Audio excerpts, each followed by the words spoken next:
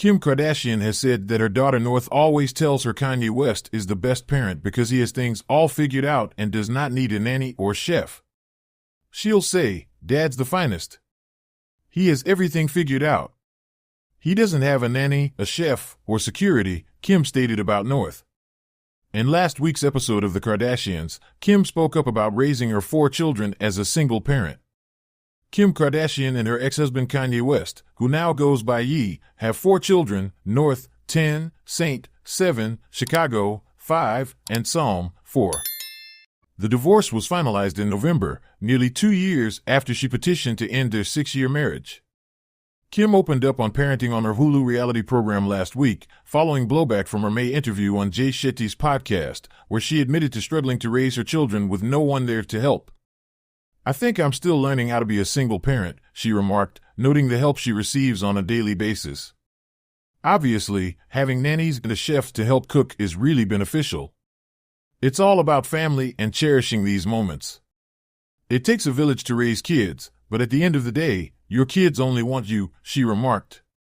"The difficulties that my children face have nothing to do with the quantity of assistance that I receive," she noted.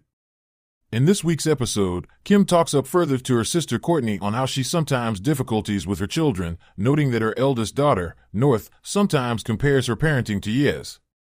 Kim adds of North, she will go to her father's. She'll say, "Dad's the finest. He has everything figured out. He doesn't have a nanny, a cook, or security. He lives in an apartment." And she'll begin crying, "Why don't you have an apartment? I cannot believe we don't have an apartment." Kim moves on. Kourtney then discloses that her kids, 13-year-old Mason, 11-year-old Penelope, and 8-year-old Rain, do the same thing when they see their father, Scott Disick, whom she split from for real in 2015 following a 9-year on-and-off relationship. This is also done at Scott's. Like, "Dad has the nicest house, and yours is terrible.